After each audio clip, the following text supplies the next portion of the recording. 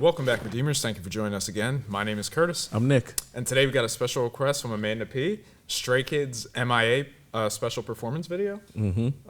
So without further ado, I've personally heard this, and I don't believe you have or anything. Not at all. So let me know what you think when we get into it. Nick's like, down. Got to.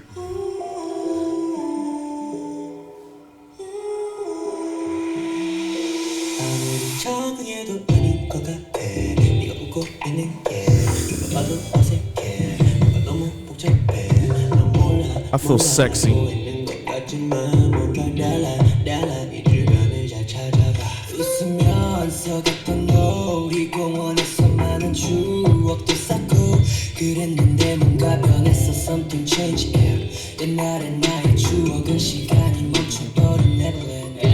뭔가 사소한 거기까지만 했었던 너의 멀어진 느낌 뭐가 왜 이래 오히려 내가 보고 싶은 질문이 아무거나 달라졌듯이 나 보이진 않는데 어색해 너를 볼 때 뭔가 너가 아닌 듯해 예전의 네가 그리워지려 벌써 변하는 모습 적응한 됐어 어딘가 달라지고 있어 아무리 숨겨도 다 볼 수 있는 거 다른 사람과 얘기를 하는 것 같아 어색해져 너와 있을 때 대체 어딜 간 거야 너의 그 예쁜 미소 월급자루던 너라서 더 그리워져 내겐 다 보여 안 그런 척 어색한 미소 빨간 너라 더 걱정이 돼 Love that melody. 널 보고 싶어 널 보고 싶어 행복한 이 빛 위에 걸린 너 Jim. 볼 수 있어 널 볼 수 있어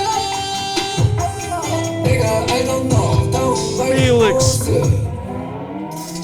또 못 생각했니 멍 때리는 그 모습 전부 따라 자주 보이는 듯해 내 말 듣긴 했니 너답지 않은 그 모습 지친 내 눈에만 보이는 듯해 어린 적 너의 단순함이 불가면의 사이에 복잡한 무릎 폭풍 성장해서 널 괴롭히네 좀 더 맘 편히 잡생각 내려놔 그냥 너 걱정돼서 한 말이야 왜 또 찌르봐 그런 표정으로 어두운 표정으로 그런 표정으로 쳐다보지 마 그런 표정 지우면 답이 나오나 널 보는 게 두려워지기 싫어 너의 눈을 피하기도 싫어 그러니까 그저 변한 어딘가 달라지고 있어 아무리 숨겨도 다 볼 수 있는 거 다른 사람과 얘기를 하는 것 같아 어색해져 너와 있을 때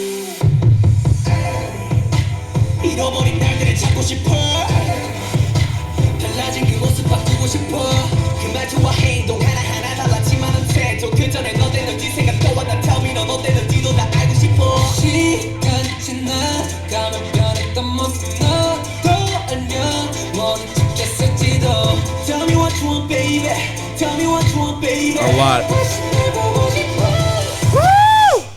대체 어딜 간 거야 너의 그 예쁜 미소 워낙 잘 웃던 너라서 더 그리워져 내겐 다 보여 안 그런 척 어색한 미소 밝았던 너라 더 걱정이 돼 Young Jin and the melodic flow too. 널 보고 싶어 행복한 이 빛 위에 걸린 널볼 수 있어 난 볼 수 있어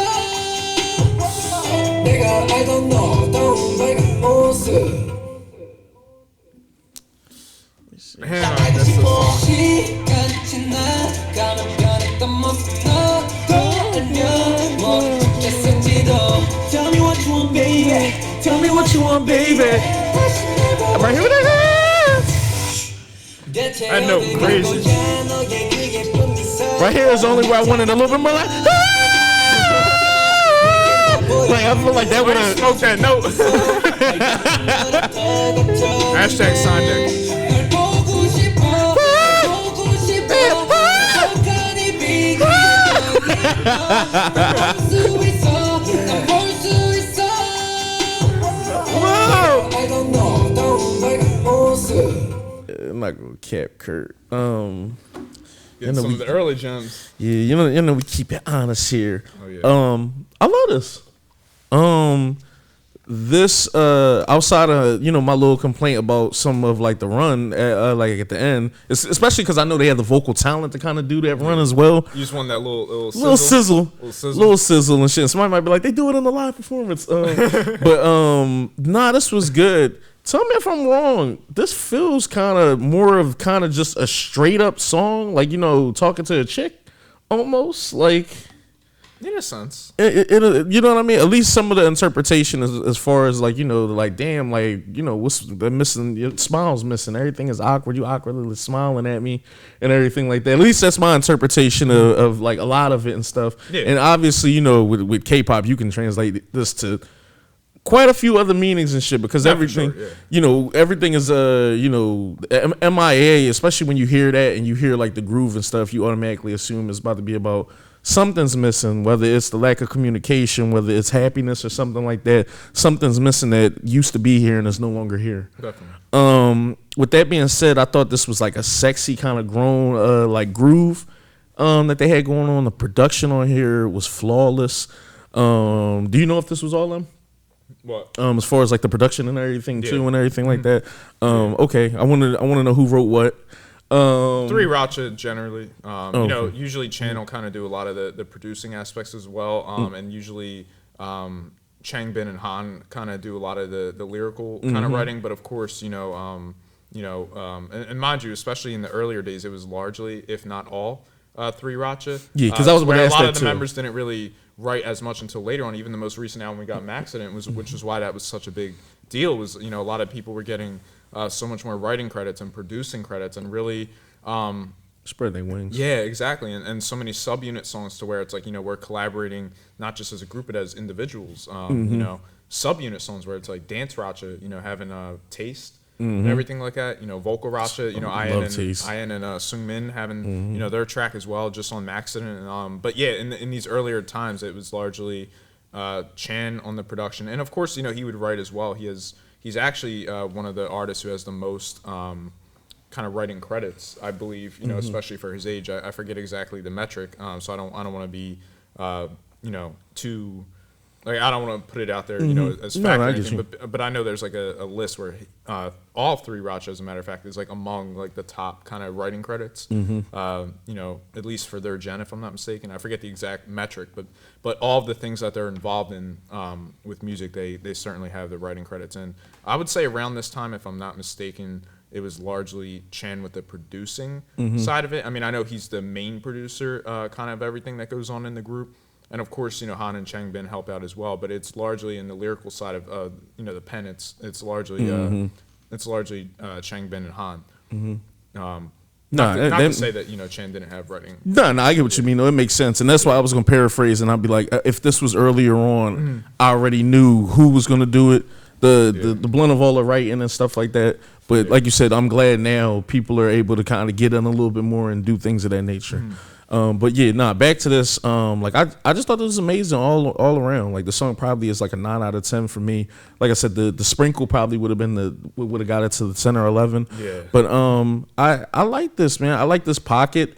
Like I said, the song is very relatable too, and a lot of stuff. And I'm paraphrasing. It's giving that vibe of a lot of like, I want to go back to the way things used to be, or just. I don't look at you the same way like I did before. Just, kind of things of that nature. Things that are also very relatable. And this seems to, obviously, with the way, like, they do a lot of their songs and stuff as far as, like, I don't want to say, like, being outcast and stuff. But, literally, like, just straight kids of the world. Like, you know what I mean? Kind of vibe. This feels more like a song that also would be very suited for, like, the GP, for, like, general public, if this was like the first time kind of listening to them. Yeah. So I like that for them. And you know how I am with Stray Kids at this point. We're very much transparent when we had certain people tell us that, this was pots and pans music and all, like, just things that aren't completely true at all. I love that just the more it is, and it's hate sometimes, the more content that you get from them, the more you just see how diverse this group is. Not even the tip of the iceberg. Oh, I can only imagine, because there's so many title tracks that we still got to get into, B-sides, variety content, and everything. But just even from like just myself and stuff, what I've seen from them, they're so versatile. just slept on vocal line. We already know what rap line does, and they write all their own shit. Just the production side of things, I think they have some of the craziest production that I've just been hearing in general, not just in K-pop, but just some of the craziest production I'm hearing just with music in the whole entire world. So we know what the choreography is and stuff. Hearing songs like this just kind of add more notches on that belt with me. And it just kind of adds more to the palette of just like things that they can do.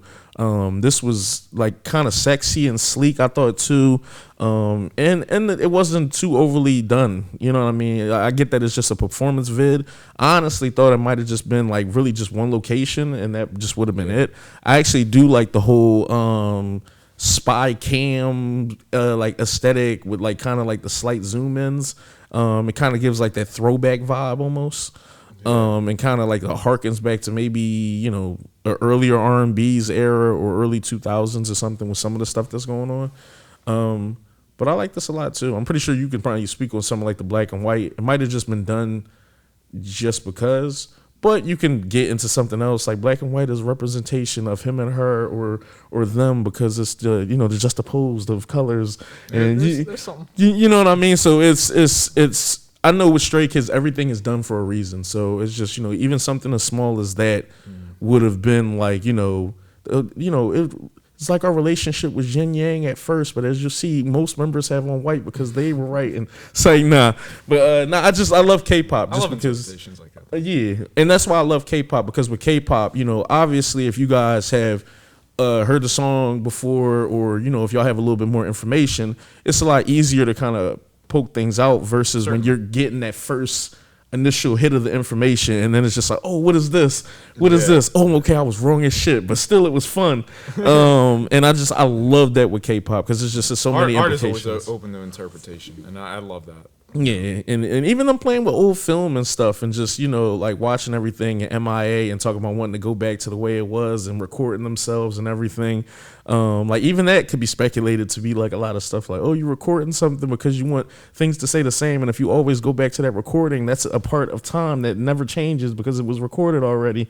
And you see what I mean? No, you're not off. Yeah, so you know what I mean? Just kind of things of that nature and shit. But I do want to hear from Kurt because it's fun at this point, especially because there's certain things he hasn't seen yet, obviously. And then obviously he's very vocal, letting y'all know what he has seen.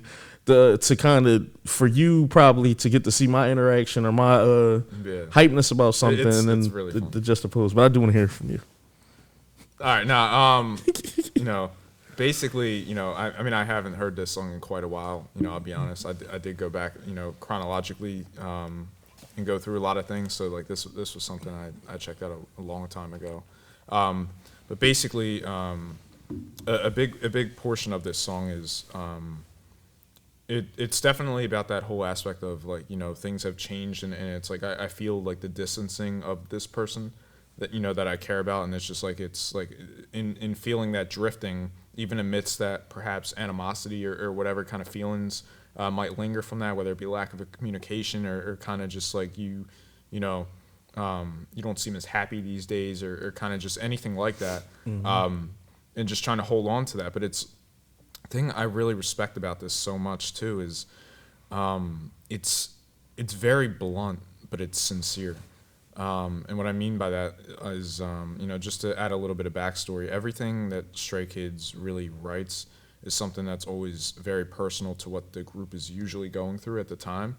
And this was actually in large part a song that they wrote for each other, where it was like, we're seeing either each other change or we're seeing aspects of, things that are, not necessarily to say exactly that we're changing, but it's like the seed of kind of what that means, and then making that something that is relatable to that's something that everyone can relate to. So I didn't want to take that out of context or anything like that. Not to say like, oh, everyone's fighting and mad at each other and everything, but basically just the idea where it's like like I'm seeing you, but it's like there's something about you that's changing, and that's not even just necessarily changing in like an angry way. It can be like you used to be so happy, now I hardly see you smile. Like it could be like things like that to where it's like, yo, like what's going on, and it's like if you brush me off or kind of like you're just in your own world, or maybe you need time alone and you want to be away. This is almost that that like that final plea to where it's like we're sitting down, we're being very, you know, blunt and transparent, where it's like, yo, like you changed, like this is going on, and it, you know, it doesn't really like kind of sugarcoat anything, yet it's delivered in a really sincere way, and I really love that a lot. And as far as like, you know, just like kind of some of the aspects of a little bit of the filmmaking kind of with it is like you do definitely see, you know, the aspects of the recording. And as you said, you know, playing back, you know, the past self, like kind of things like that.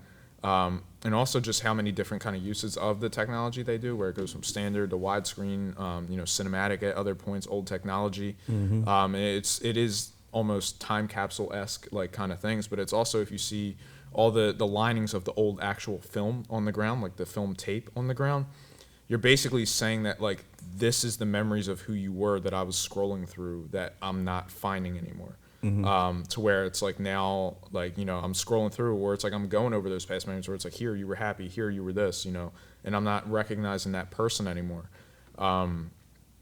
And ironically, just as a brief, you know, segue too, is the whole I.M. series that they had was, you know, like as I had previously said, you know, like the second portion of that was the I am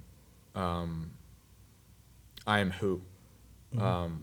So it's like when you have the I am who, it's like, you know, who am I, kind of those things. But then even the third aspect of that is the I am you, where it's like, you know, we're almost the amalgamation of kind of a lot of people around us and kind of those things. Like even if I don't necessarily know myself, I know that like who I'm surrounding around is kind of like an important part of that. And it's just a different way of kind of looking at the scope of identity and the scope of adolescence and growing up and trying to, ironically, growing up, because that's another song that's God tier.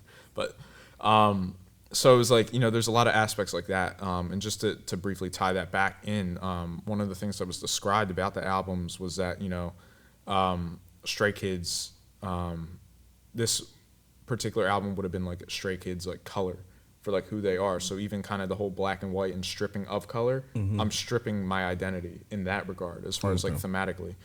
So that's something that I found was an incredible touch as well. And just on a music level, you know, I really love, you know, the back and forth, especially with, you know, Woojin and Chan as well. Like they were really snapping. And I love when Seungmin got into a little bit of his, you know, pre-chorus as well. And I think, you know, it's incredible, at least to my journey particularly, and kind of being able to look back on moments like this. You know, I'm seeing like seeds of like, you know, everything that, you know, Lee No has to offer, you know, vocally, even though like there isn't like kind of as much in the vocal aspect of things. I mean, as far as like line distribution, like the heavy bulk of it, you know, really goes to Woojin and Chan. But like seeing things like that, a little bit of melodic side with Hyunjin, you know, and this might be one of the earliest times, at least to, you know, my revisit certainly, of kind of hearing a little bit of his vocals as well, especially knowing that he kind of changed to be, you know, more of a rapper. And you know, just like things like that. And I love what IN did. That is one thing I do wish though. I really liked IN's contribution, especially in the beginning. I do wish there was a little bit more of his inclusion particularly, but I do understand, you know, especially with, you know, Woojin, who was considered the lead vocalist of the group at the time, and everything like that. So it's like him and Chan, you know, the way they were going back and forth, it was just like, you know, they were all snapping and everything. And that's certainly something that's been incredible to see develop, you know, throughout the progression of everything. But then it's like when you get to, you know, the rap line side of things, it was like, you know, Changbin almost rapping with a bit of aggression and like anger, in the sense of like I'm frustrated that like I can't get through to you right now, or that nothing else has worked, to where it's led me to frustration.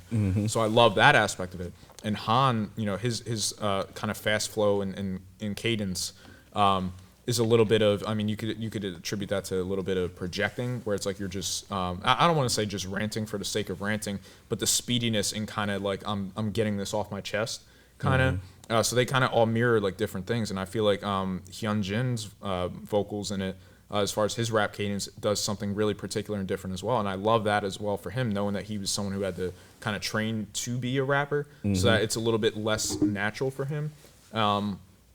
And that he had to find his own identity, much like the process of the albums. Again, you know, going through that discovering of yourself. I like that he almost rapped in a bit of a confused sense, where it's like, you know, I might be answering this or questioning this, but it's almost like I don't know. And if you don't know you and I don't know you, then, you know, kind of it's you get to that place of that distance where it's like really hard. And even when it got to Felix's part, which again, you know, he wasn't quite fluent in Hangul at the time and the challenges that presented. But even his part, it's like, you know, in the cinematic aspect where he's essentially rapping, you know, the split screen style, like across from himself. So you're just kind of like basically the equivalent of looking in a mirror and kind of, and like, you know, rapping to yourself, like, you know, who is this past version of me, the present version of me, the future version of me? Like you really just don't know, and you're kind of going about exploring that. And just something like, strangely enough, it might not tie into anything particularly, but I always kind of love the integration of kind of the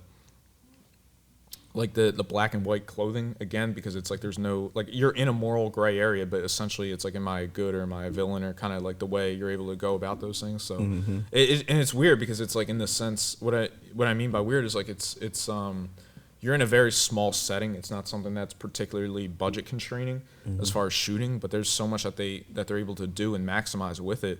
Even the glitching effects kind of in the screen that's being presented kind of creates like a little off kilter kind of sense to it. There's just definitely wasn't an accident. No, very ordinary. But no, I get you. No, yeah, and it's just like moments like that, but it's just like, even like, you know, like packing apart like those kind of like deeper themes that sort of reside in it. It's like the song, as you said, the GP, like it's very digestible. The vocals are soothing and beautiful at the same point. And then when I get into some of the more aggressive rap flows, it's like an energy you can really get into. But it's like, I like that I don't want to necessarily chalk it up to say it's like a 5 stages of grief thing again, because I don't want to, you know, shortchange it or you know, almost stigmatize it to be like that. But it's essentially everyone who has a part in a song feels like they're representing a different part of what it means to either accept someone or to kind of go through that process of, I have to accept that you're not coming back. So there's a lot of kind of tug of war emotionally with going through that. And just and that's what I was going to say too, to double down on that is, like I said, I know you just like me, where it's like, we don't want to film like a broken record when essentially like you're talking about music, but it plays heavily into these themes of missing someone or missing yourself, or just, you know, those stages you have to go through when you're, you know, in the process of like wanting something to kind of go back to how it was originally. Exactly. And like you said, the pleading, begging, grieving, frustration, acceptance, like you go through that. And I think if that was what was meant here, then logically it makes sense with what you're saying. So I get you. Absolutely. And it's another thing too, I know how you were, you know, mentioning how it felt like relationships to you or something that could like fit that sort of setting as well. And I just love that is something that's beautiful about art, is that it's subject to interpretation, and it certainly applies. And that's like, again, with that building the bridge halfway metaphor that I probably sound like a broken record, you know, for saying, but in the sense that, like, you know, I'm saying what this means to me or to us, and saying it in a way that to where anyone else can look at this and be able to view it through their own perspective, and be able to not only just view it that way, but also like seemingly apply it, you know, whether it is a relationship, but also the whole aspect of the you and the identity aspect. Like, it really goes into, like, it goes so much further beyond just you, because it affects, again, you know, who you are and who you change. It affects the people around you, you know, the way your family's going to see you, the way your friends are going to see you, the way any love interest is going to see you.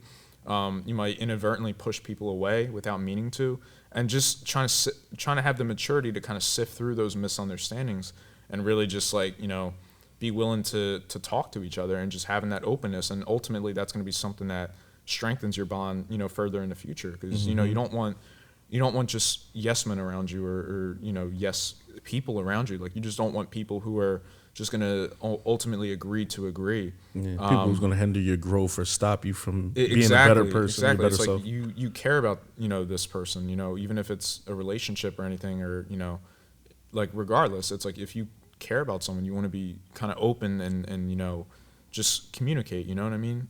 Everything kind of flows through communication and understanding. And it's, I just really love that they, you know, even that early in their discography, were able to kind of express like themes that are relatively, you know, deep like that, because it's a rough thing to kind of have to go through. And around that time, of course, and not to say this isn't anything that, you know, other groups either haven't done or you know, anything like that, but also, like, just knowing that they're all mostly still, you know, really young here, you know, below legal age, of course, and just you're factoring in, you know, college and acceptance and kind of just like what my life is going to be, and especially for what the entrance exams mean, you know, culturally over there and everything like that, at least to, you know, the perception that I have to it, of course, you know, so speaking from just a very limited, you know, kind of source of knowledge in that regard, but it's just the sense that, you know, all these things like you're writing from a place when you might not know who you are, who you want to be, or kind of even in this case, if it's like, you know, we're achieving some kind of fame, it's like, you know, where does that go? What does that mean? It's like, are we able to handle kind of like, you know, what all that entails? And it's just like, you know, there's a lot of pressure and things like that. And anyone who I feel like is artistic, especially, you know, people who make music, I feel like you just kind of, especially if you write, like you know, kind of put those feelings on a page, and, you know, and I just respect the transparency in a lot of those things. But yeah, like I really love this song. It's something I haven't particularly listened to in a very long time, I would say. But spinning the block on it, and again, just seeing, you know, from my perspective, you know, seeing kind of where their growth has come to, and then kind of being able to look back on moments like this and just be so proud of them. Like it's really just something that hits kind of on all levels for me. But yeah. Probably ran it a lot. Nah, you good, man. And I'm probably gonna sound like a broken record too. This is why I love K-pop. This is the essence of like K-pop to me, at least, where you can have things where even if like, you know, at a bird's eye view or just kind of at first glance, things seem simple or kind of straightforward, but with the help of the music video, with choreography, with the inflections of voices, cadences, and just the delivery, so many things can be like taken away from the art, and it can be really told like on a 5-level type of like situation where it's almost like spoken word, almost, with something that may be simple to someone just listening to it kind of right off. Because I'm definitely with you on the type time where the way the production is and the way everything is set up, it is structured, at least in my opinion, like you're talking about love. But it can also be very platonic, to where you might be talking about family members. You could be talking about, you know, just a friend or something like that. And I love that too. That it's a lot of applications in a lot of ways. Like you kind of can look at a lot of the layering Certainly. of what they were saying. No, exactly. And the whole M.I.A. aspect, it's like, and even the whole, you know, missing in action is essentially like, just like, you know, like I feel like I lost you. Like you know, I can't find you, you know, to where, and it's like, just even what that means, like, you know, in those kind of categories. So I think that's really amazing as well. And granted, I'm not, you know, fluent or knowledgeable of Hangul or anything like that, but I know they really love to incorporate kind of wordplay and double entendres and things. So I wouldn't be shocked. I wouldn't be shocked if the M.I.A. aspect is somehow something that, you know, in Hangul, maybe the letters translate. I don't know. I'd have to look a little deeper into that, but it'd be a neat touch nonetheless. And just one line that I kind of M.I.A. is somebody's girlfriend or sister. You hey. No, that'd be funny as hell. Someone's like, you caught us. Hides his laptop. That's a funny stage joke, by the way. It's like his laptop is like the key to the universe, basically. Well, no, because he has so many. No, I get it. It's everything in there. No, I get it. It was like spy mission. Like, yo, we gotta see Chenga. But no, so like I love that so much, and just another, like, one of the lines that really stood out to me as well is just all that to say. It's like there's I want to change the changed you. So basically, it's like that change, it like has already occurred, and it's like almost solidified. But it's like even just that almost like double negative where you're canceling out a word. It's like I want to change the changed you. Like I just found that like really like a nuanced way to kind of express that. And it's just, again, you know, them really being so young and just, you know, self-produced and self-choreographed, self-written, and like everything is just them. And even at this age, and just exploring these kind of deep level themes and not having just too much flashiness in this particular video, but yet conveying so much at the same point. Like it really just feels like a conversation between friends. It's a tight room, but it's also meant to feel tight and claustrophobic. And even they nuance a little bit of dolly zooms and kind of things like that. You know, split frames and things of that nature to kind of split yourself, like that glitch effect. Much like, say, even glitchy. Yeah, much like the nuance of kind of what a mirror would represent in a typical kind of scene, to where you're able to explore more, but they use like kind of that glitch lag effect to add that bit of stagger. So it's just, I appreciate that so much. And, you know, I'm always happy to check out new content and look back on any old content because I'm just fascinated. But yeah, and it's I'm probably decent. gushing. Nah, you good, and it's decent too because I kept talking about the whole film aspects of everything. When the MV goes off, they cut the TV off, and literally even the MV cuts off. Like you cut the TV off, like that memory or that part is over, and so it's time. Yeah, it's I like a lot of this. Like I said, I'm about to put that shit on a shirt. Like this is why I love K-pop. It literally is reactions and things like this that are just this is the fun shit. But yeah, man, jump in the comments. Tell us how y'all feel about this. Amanda, thanks for this. God damn, the last two Jones been crazy because it's been this and Insomnia. Yeah. So like those been like gems, and it's funny they giving early gems too. They're so all y'all are leading the up. I Am trilogy albums. Yeah, y'all on some shit. Shout out Amanda. Shout out to everybody who's keeping all this stuff afloat. Thank you, Stacey. Because I obviously be wanting to spin the block a lot back on Stray Kids, but it's be like so much going on and shit. So I really appreciate when y'all get to really give us these. But jump in the comments, tell us how y'all feel about this. We love y'all. We're gonna holler at y'all. Take care. Peace.